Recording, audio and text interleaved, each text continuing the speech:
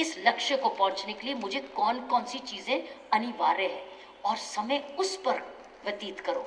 जिधर आप अटेंशन ज्यादा दोगे आप हासिल करोगे, जिधर अटेंशन कम दोगे वो नहीं मिलने वाला। अगर आपने पढ़ाई में अटेंशन दे दी आपको पढ़ाई में सफलता मिलेगी। अगर आपने स्पोर्ट्स में अटेंशन ज्यादा दे दी आपको स्पोर्ट्स में इंप्रूवमेंट मिलेगी। चरित्र निर्माण में दोगे चरित्र निर्माण होगा। दूसरों की सेवा में ज्यादा समय दोगे ज्यादा सेवक बनोगे। लेकिन अगर आप सारी करेक्ट प्लानिंग करोगे, सही समय पर सब कुछ करोगे, आपकी तंदुरुस्ती आपका साथ देगी और आप एक बहुत सफल विद्यार्थी बन जाओगे। और विद्यार्थी अच्छे बनते हुए सही सब्जेक्ट सेलेक्ट करोगे, सही कैरेक्टर बनाओगे, सेल्फ एम्प्लॉयमेंट जाओगे या एम्प्लॉयमेंट जनरली पे जाओगे, आपके ऊपर निर्भर करता है। लेकिन आपकी फाउंडेशन जो है वो आसानी से कोई तोड़ नहीं सके। और मूल्यों की भी फाउंडेशन होती है, डिसिप्लिन की भी फाउंडेशन होती है, हार्ड वर्क की भी फाउंडेशन होती है, ऑर्गेनाइजेशन कैपेसिटी की भी फाउंडेशन होती है, मनी स्पेंडिंग की भी होती है, पैसे से प्यार कितना है वो भी एक फाउंडेशन होती है। फिर उसके बाद कोई तोड़, ईमानदारी भी फाउंडेशन होती है, सेवा भाव भी फाउंडेशन में आता है। अगर आपने ये सारे मूल्य अपनी ग्रोथ में डाल दिए, आप सब वो बनोगे जो आप बनना चाहते हो। लेकिन अगर आपने अपनी फाउंडेशन सही नहीं करी तो बाद में उधार लोगे विचार, नकल मारोगे किसी की, लेकिन बहुत उम्र निकल चुकी होगी और बड़ी उम्र के बन चुके होगे, जिम्मेवारियां बन जाके होंगी, कुछ पाओगे कुछ नहीं पाओगे। सो मेरा गुरु मंत्र आपके लिए एक ही है, जो गुरु मंत्र मैंने पाया देखा कि उससे सफल होता है। बड़ी मेहनत करते हो लेकिन फिर भी कई बार वो सफलता नहीं मिलती, बड़ी तपस्या करते हो फिर भी वो रिजल्ट नहीं आता। लेकिन आपने ऐसा भी गुण अपनाया होगा और सीखा होगा, ऐसे भी अपने आप को ट्रेनिंग दी होगी इसी निर्माण से कि अगर ये संभव नहीं तो मैं ये करूं, इधर मैं रह गई तो मैं ये करूं, अच्छा ये रह गया तो मैं ये करूं। दैट मीन्स आप अपने आप को कभी फेल नहीं समझोगे, आप दूसरे रास्ते खोलने अपने जीवन के खोलते जाओगे और कोई ना कोई रास्ता बनाते जाओगे। तो ये है मुझे आपको कहना, इसको सोचना, इसको तुरंत भूलना मत, इसको तुरंत हाथ नहीं खड़ा करना। लेकिन मैडम लेकिन हमारे यहाँ बड़ी करप्शन है, मैडम नहीं तो हमारे पॉलिटिशियन अच्छा नहीं, मैडम हमारे यहाँ बड़ी बेईमानी है, मैडम हमारे यहाँ बड़ी वायलेंस है। सब है, पहले अपना सोचो अपने साथ क्या कर रहे हो। मैं वो नहीं आपको बात बताऊंगी जो अभी मैं वहां पर हमारे यहाँ बहुत अच्छा एक प्रोग्राम था, वासवानी दादा वासवानी यहाँ जी के, उनके 90th बर्थडे की सेलिब्रेशन थी जिसके लिए मैं आज आई थी। उधर तो मैं कुछ और कह के आई थी और वहां मैं ये कह के आई थी कि कितनी अजीब सी बात है कि पूना का शहर ऑक्सफोर्ड है, कैम्ब्रिज है, यहाँ जगह जगह स्कूल है, जगह जगह यहाँ कॉलेज है, जगह जगह यूनिवर्सिटी है, लेकिन किसी ने एक सारी पूना की यूथ को जोड़ा नहीं है। अगर आज पूना की सारी यूथ जुड़ी होती तो यहाँ स्वयं समाज सेवा की कोई कमी ही ना होती। लेकिन अगर हमको किसी यूथ ने पूना की यूथ को नहीं जोड़ा तो कॉलेज तो जुड़ सकता है, क्लास तो जुड़ सकती है, टीचर्स उसका नेतृत्व तो कर सकते हैं, श्रमदान तो कर सकते हैं। कॉलेज से ही शुरू कर लो, क्लास से ही शुरू कर लो, श्रमदान की भावना। मैंने जगह जगह कॉलेज देखे, गंदे कॉलेज है, बगीचे में कभी पानी भी नहीं दिया, बगीचे में प्लांट्स सड़ गए, बगीचे में कचरा पड़ा हुआ है, लेकिन लड़के आएंगे लड़कियां आएंगी चली जाएंगी, श्रमदान कोई नहीं करेगा। श्रमदान कॉलेज से शुरू करो, इसी को तो भावना शुरुआत कहते हैं उसकी। और जिस दिन पूना की सारी यूथ को यहाँ बिना पार्टीबाजी, बिना जात पात के as a youth of Poona कोई जोड़ देगा आपको, तो पूना शहर का शक्ल बदल जाएगी। कोई ट्रैफिक सेफ्टी करेगा, कोई म्युनिसिपल सर्विस में श्रमदान देगा, कोई बच्चों को पढ़ाने का प्रोजेक्ट करेगा, कोई वाटर मैनेजमेंट की तरफ चल जाएगा, कोई अस्पताल की सेवा में चला जाएगा, कोई एल्डर सिटीजन के लिए चला जाएगा, भगवान जाने किस किस रूप में, कोई विमेन एम्पावरमेंट पंचायत ट्रेनिंग में लग जाएगा, प्रोजेक्ट लेके एज अ प्रोजेक्ट काम करने लग जाएगा। ये सब संभव है, लेकिन ये बीज, ये सोच नहीं आई आपके मन में, नहीं डाल दी गई। लेकिन आज तो बता दिया मैंने, ये संभव है। लेकिन अगर सारे कॉलेजेस अभी, क्योंकि कॉलेजेस को जुड़ने के लिए कॉलेज के प्रिंसिपल्स को जुड़ना पड़ेगा, कॉलेज के वाइस चांसलर को एक मंच पे आना पड़ेगा कि सारी यूथ को मूवमेंट देने के लिए ये प्रोजेक्ट दो, इनको 15-15 दिन के जाओ प्रोजेक्ट करो, ग्रुप बना के 5-5, 10 के प्रोजेक्ट टेकअप करो, प्रोजेक्ट लिख के लेके आओ, प्रेजेंटेशन करो। 2 साल में इधर अगर पंजाब की पूना की कोई भी झुग्गी में अगर अनपढ़ता हो तो नाम बदल देना, मतलब ही नहीं है। लेकिन होता क्या है, आप छोटे छोटे प्रोग्राम्स करते हो, साल में प्रोग्राम खत्म हो जाते हैं। सस्टेनेबिलिटी नहीं है। सस्टेनेबिलिटी इसलिए नहीं है क्योंकि आपस में एक फेस्टिवल करते हो, एक प्रोग्राम करते हो, आप चले गए, दूसरे ने दूसरा प्रोग्राम किया, दूसरे साल तीसरे ने तीसरा किया, चौथे ने चौथा किया, वो 1 साल की मेमोरी रह जाती है। लेकिन अगर सस्टेनेबल प्रोजेक्ट करना है तो 3rd ईयर गया तो 2nd ईयर वाले ने 3rd ईयर का प्रोग्राम ले लिया, 1st ईयर ने 2nd ईयर का प्रोग्राम ले लिया। दैट मीन्स ये प्रोग्राम्स रोड सेफ्टी के, पंचायत ट्रेनिंग के, बच्चों को शिक्षा देने के, वाटर हार्वेस्टिंग के, अस्पताल में गरीब की सेवा करने के, बच्चों को किताबें बांटने के कई प्रोग्राम है। जो मर्जी सोच लो, वो सब संभव है अगर ये प्रोजेक्ट कंटिन्यूटी है। स्टूडेंट्स तो बड़े हो जाएंगे लेकिन प्रोग्राम्स की जरूरत हमेशा रहेगी, है ना? तो ऐसा क्यों नहीं सोच सकते? शायद एक दिन ऐसी सोच आएगी। पूना जितना पढ़ा लिखा है, पूना का लिटरेसी रेट इस कंट्री का चंडीगढ़ के साथ साथ हाईएस्ट होना चाहिए, क्योंकि जितनी पढ़ाई कॉलेज और स्टूडेंट इंस्टीट्यूशन पूना में है किसी शहर में भी नहीं है। चंडीगढ़ से भी ज्यादा है क्योंकि आपकी पॉपुलेशन चंडीगढ़ से हाईएस्ट है।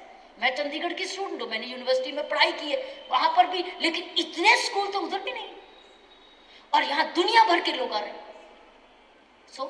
क्योंकि आज आप इकट्ठे हुए हो, आज यहाँ कोई ऐसे रेजोल्यूशंस पास करके जाओ। एक कि हम स्टूडेंट जीवन, पहले अपने विद्यार्थी जीवन को हम लोग स्ट्रॉन्ग करेंगे, हम अपने समय का सदुपयोग करेंगे, और इस समय में हम सेवा जोड़ेंगे, हम समाज सेवा भी जोड़ेंगे, हम राष्ट्र सेवा भी जोड़ेंगे। और मैं अभी उस प्रोग्राम में ये कह के आई कि जब ऐसा प्रोग्राम आप करें तब एक प्रोग्राम की एक शर्ट पहने, एक जैसे येलो शर्ट है, ये ग्रीन शर्ट है, कोई भी शर्ट या व्हाइट है, कोई भी पहने, उस पर लिखा हुआ हो राष्ट्रीय सेवा, स्टूडेंट राष्ट्रीय सेवा, स्टूडेंट नेशनल सर्विस। हम नेशनल सर्विस कर रहे हैं तो हम ये भी ना कहें पूना सर्विस, इसको राष्ट्र बनाओ, student national service. It's like student SNS, student national service, it's SNS, student राष्ट्रीय सर्विस। हिंदी में लिखो, मराठी में लिखो, इंग्लिश में लिखो, ये आपकी मर्जी, और पीछे लिखो धन्यवाद, ग्रेटिट्यूड। किस बात का? लोग पूछेंगे धन्यवाद किस लिए लिखा? धन्यवाद इसलिए क्योंकि समाज हमारे लिए कमाता है और हमको इतनी अच्छी शिक्षा देता है, हम समाज का धन्यवाद कर रहे हैं। समाज का धन्यवाद जिनकी कमाई से हम पढ़ते हैं, क्योंकि जिस तरीके की कॉलेजों में आपको पढ़ाई है ये सब्सिडाइज्ड फीस है। अगर आप वेस्टर्न कंट्री में जाओगे आपको इससे 50 गुना फीस और देनी पड़ेगी, ऐसी कॉलेज एजुकेशन के लिए नहीं। एजुकेशन इतनी एक्सपेंसिव है, और यहाँ आपको स्कॉलरशिप लेनी पड़ेगी, और स्कॉलरशिप लेंगे तो साथ में स्टूडेंट वो यूनिवर्सिटी में काम भी करवाएंगे कि ये काम करो, स्कॉलरशिप भी मिलेगी, पढ़ो भी। तो वहाँ हमारा जो इंडियन स्टूडेंट जाता है जो स्कॉलरशिप्स में, कई बार इसको पार्ट टाइम काम करना पड़ता है। स्कॉलरशिप ऐसे नहीं मिलती, पार्ट टाइम उसको स्टाइपेंड मिलता है, वो स्टाइपेंड कमाता है, लाइब्रेरी में कहीं काम करता है, या किसी के साथ रिसर्च फेलोशिप में काम करता है, या कोई स्टूडेंट जो उसको काम दे दिया जाता है, या किसी टीचर के लिए प्रोजेक्ट बनाता है, साथ में अपनी पढ़ाई भी करता है और पार्शियली फीस भी देता है। 3 गुना जाके जो आपको इस वक्त बैठे बैठाए इतने अच्छे अच्छे कॉलेजों में पढ़ाई मिल रही। जब मैंने अपनी IIT में PhD की थी, मेरी फीस सारे साल की सिर्फ 250 रुपया थी। मैं सिर्फ 15-20 साल पुरानी की बात करी, केवल 250 में कभी PhD की फीस होती है IIT दिल्ली में। और आज कितनी होगी? 2000 होगी या 5000 होगी। 5000 में फीस होती है, ये PhD की फीस है। मेडिकल कॉलेज की फीस ले लो, इंजीनियरिंग की कॉलेज लो, जो हमारी स्टैंडर्ड ऑफ लिविंग है बहुत सस्ती है उसके मुकाबले। सबसे जो गवर्नमेंट इंस्टीट्यूशंस की मैं बात कर रही हूँ, मैं प्राइवेट की नहीं बात कर रही हूँ। जो हमारे एडेड कॉलेजेस हैं उसमें तो almost education is very low cost. तो पैसा कौन देता है? समाज कमाता है। इसलिए हम समाज का ग्रेटिट्यूड करेंगे। यहाँ लिखा होगा धन्यवाद, तो हम जैकेट बनाए जिसमें लिखा हुआ स्टूडेंट नेशनल सर्विस, और स्टूडेंट नेशनल सर्विस ग्रुप्स फैसला कर ले कि हम इस हॉस्पिटल को अडॉप्ट करेंगे, कोई प्रोजेक्ट करे हम इस स्लम को अडॉप्ट करेंगे, कोई प्रोजेक्ट ले हम इस पार्क को, पब्लिक पार्क को अडॉप्ट करेंगे, इस पार्क को मेंटेन करेंगे, कोई कर ले, कोई ऐसा ले ले कि हम ये ओल्ड एज होम को अडॉप्ट करेंगे, कोई कहेंगे हम ये चिल्ड्रन होम को अडॉप्ट करेंगे, कोई कहेगा मैं ये म्युनिसिपल स्कूल को अडॉप्ट करेंगे ताकि हम बच्चों को जो कमी है हम पूरी करें। आप माहौल देखेंगे इस देश में क्या हो जाएगा। कोई बच्चा अस्पतालों को देख रहा है, कोई स्टूडेंट ग्रुप पार्क को देख रहा है, कोई स्टूडेंट ग्रुप रोड सेफ्टी, सड़क की रोड सेफ्टी को देख रहा है, कोई म्युनिसिपल सर्विस को देख रहा है। एक आंदोलन होगा इस देश में, आंदोलन, आंदोलन। और इस वक्त इस देश को ऐसे आंदोलनों की जरूरत है। इस वक्त हो क्या रहा है, हो क्या रहा है इस वक्त, आप हर व्यक्ति इस वक्त ये कह रहा है कि तुमने ये नहीं किया, तुमने ये नहीं किया, तुमने ये नहीं किया। ये नहीं सोचता मैंने क्या किया। हम सब कहते हैं बहुत रोड सेफ्टी में बहुत फेटल एक्सीडेंट हो रहे हैं, कौन चला रहा है इतनी तेज गाड़ियां। हम कहते हैं सड़कें बड़ी गंदी हैं, सड़कों पे कूड़ा कौन फेंक रहा है। हम कहते हैं अफसर बड़े घटिया हैं, अफसरों को पढ़ाया किसने, कौन से कॉलेज से अफसर आए हैं। ऊपर से तो नए कॉलेज से आए नहीं, नरक के कॉलेज से तो नहीं आए, इस धरती के कॉलेज से ही आए हैं। हमारे बहन भाई तो हैं। हम कहते हैं बेईमानी बड़ी है, कहां से आए हैं, कौन सी पढ़ाई करके ये स्टूडेंट निकले। कल के तुम भी तो सर्वेंट्स हो, गवर्नमेंट सर्वेंट्स, कल के तुम भी हो। तुम में से कितने पूरे ईमानदार निकलोगे और कितने ये कहेंगे मैं तेरे लिए कर रहा हूं, मेरे लिए क्या है। हम में से तो निकलेंगे कल के नागरिक, कल के अफसर, हम में से निकलेंगे कल के पुलिस अफसर, हम में से ही निकलेंगे कल के पॉलिटिशियन, हमसे कल के निकले। इसके लिए सिर्फ अपना समय चाहिए।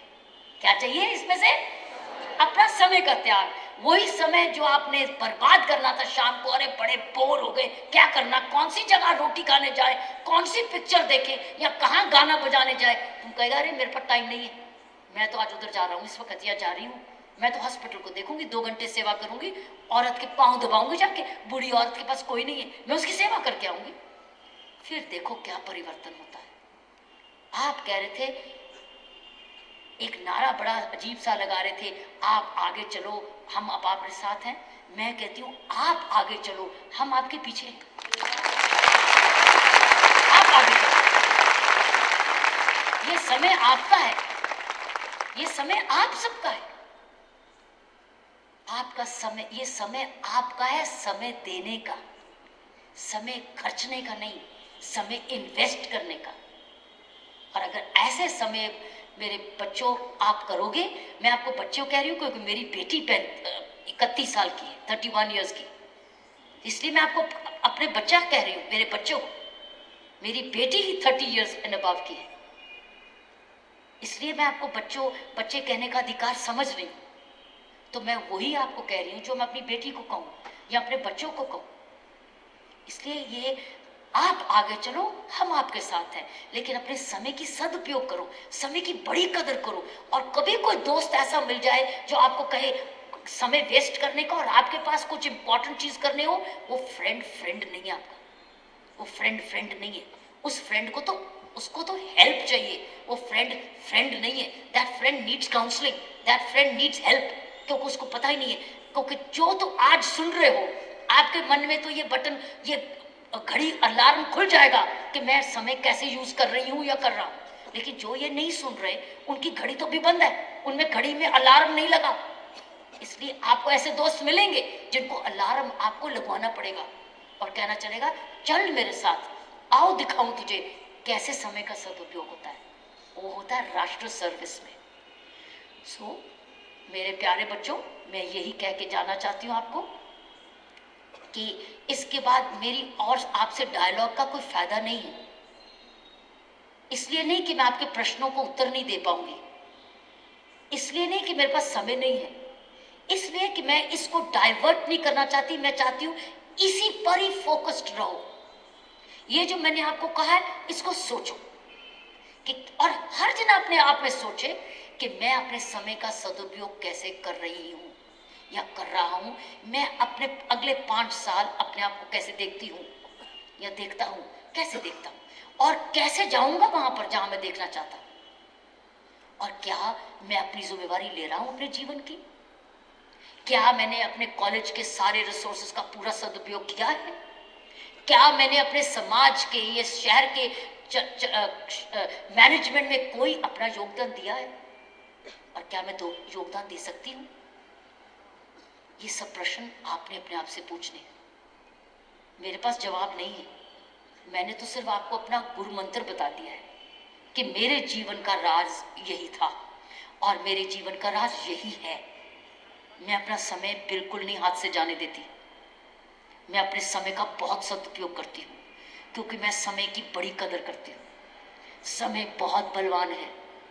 मैंने अपनी बायोग्राफी आइडिया में लिखा है कि people who do not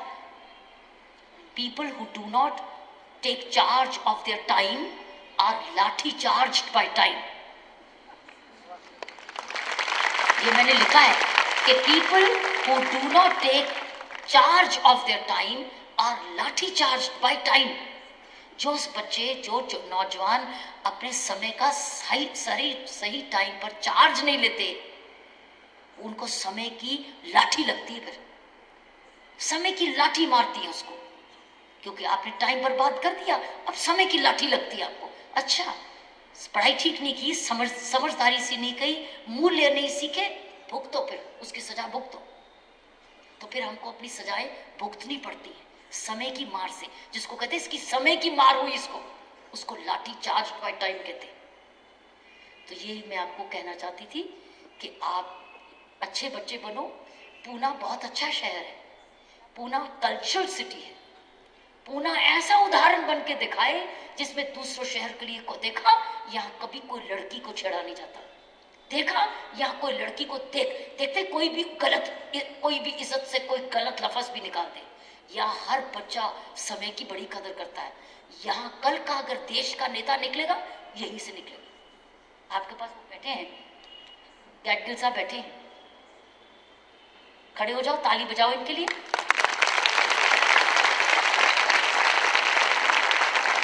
आपने इनको देखा है ना लीड इंडिया में? देखा है लीड इंडिया में? इन्होंने अपने समय का बहुत सदुपयोग करके, इनको आपने मैक्सिमम वोट्स देके लीड इंडिया में भेजा था। इन्होंने बड़ा इनको सुनना, मेरे जाने के बाद इनकी बात सुनना कि इन्होंने कितना अपना त्याग के कितनी सेवा करते हैं। ये बंबई में और जहां जहां करते हैं, इनसे सुनना और इनसे आइडियाज लेना। ये आपके ऑलरेडी इस क्षेत्र के लीडर सिलेक्ट हुए हैं पब्लिक पोल से। लीड इंडिया में जो 8 लीडर इंडिया के चुने गए हैं, 8 लीडर, उनमें से ये एक है। उनमें से ये एक है, आपके बीच में बैठे। ये क्षेत्र, आपका शहर कल्चरली नोन है सारी दुनिया में। आपको पता है, Poona was declared one of the happiest, जहां के लोग हैप्पीएस्ट हैं। ये वर्ल्ड सर्वे में पूना का नाम हैप्पीएस्ट में आया शहरों में। आप खुश हैं, आप तंदुरुस्त हैं। भगवान ने आपको कल्चर दिया है क्योंकि आपका ये वाला हिस्सा कभी जंगे नहीं लड़ा, फाइट्स नहीं लड़ा, लड़ाइयां नहीं लड़ा। जैसे पंजाब और राजस्थान दुश्मनों से लड़ता आया, आपका कल्चर बचा रहा। आप सभ्य हैं, आप सभ्यता की मूर्तियां बने, सभ्यता का शहर दिखाइए।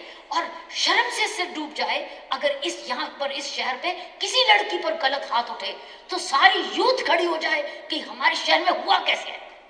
इतना गुस्सा होना चाहिए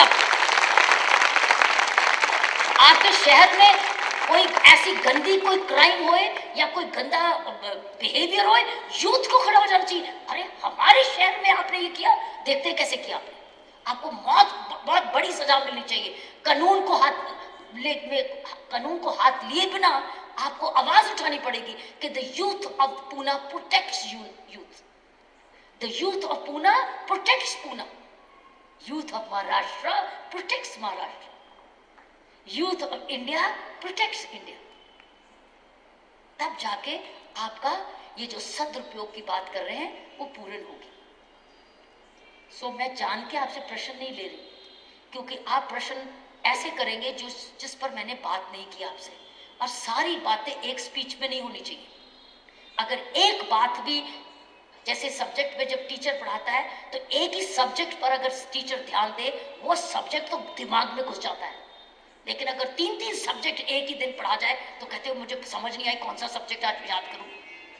इसलिए मैं सब्जेक्ट को मिक्स नहीं करना चाहती। मेरी थीम सिर्फ एक ही थी, जो मैंने आपसे प्रश्न पहले पूछा था कि आपकी ताकत क्या है, और आपको बताया गया कि आपकी ताकत है आपका समय, और आपकी ताकत है आपकी तंदुरुस्ती।